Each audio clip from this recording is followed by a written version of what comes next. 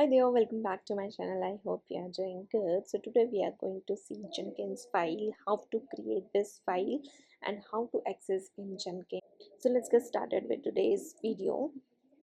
So I have one repo Jenkins tutorial. Inside that one folder src and one php file is there, and others are some text file. These are theirs. So now let's create one new file and let's give Jenkins file. So name of the file should be Jenkins file, so that determines Jenkins that this file it need to run.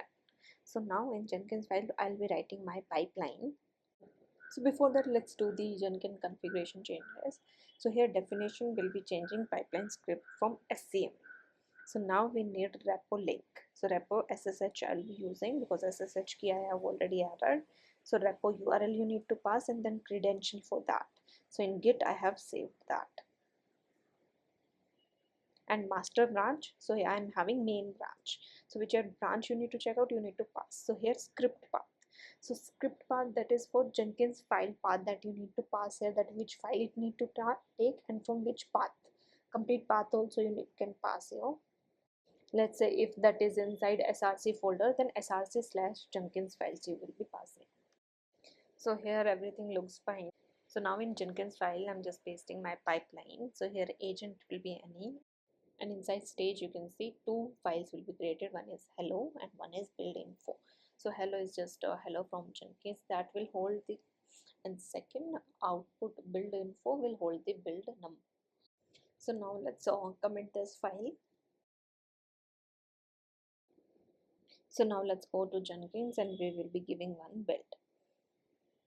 So build is started, fifth one, console output.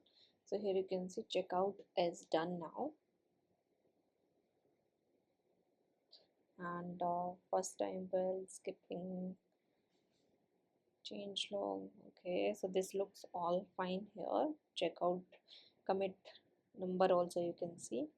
So here you can see now make directory output, and inside that two files are created. So this build is a success. So if you will see in pipeline, here you can see make directory output, and after that these echo and store it in files. So these are done now. So let me show you workspace. So let's go to for job. So here output directory you can see, output directory is there, and here two files are there, build info and text. So if I click on hello, you can see hello from Jenkins. So that is what inserted. So this pipeline, whichever it ran in Jenkins, so this is taken from your Git repo. So if you want your Jenkins files at a particular repo to be committed, so you can use that and run your scripts like this. So there are several advantages also to use this Jenkins file. So version control also, so every like version if you are changing, so that will be there.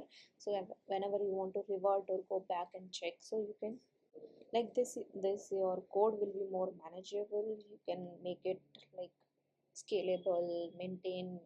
Okay, so this basically gives like clear visibility also. So I'm showing you some simple things, but let's say if you have a complex workflow, right, parallel stages, so multiple like condition based steps, notification, integration with like tools, Docker and everything. So like this you can, it will be easy to manage your Jenkins file. So I hope you like this video. This is very short video and simple video I have kept. So I hope you like this video. Please like, share and subscribe to my channel. If you have any doubt, then comment down in the comment section. Thank you so much for watching.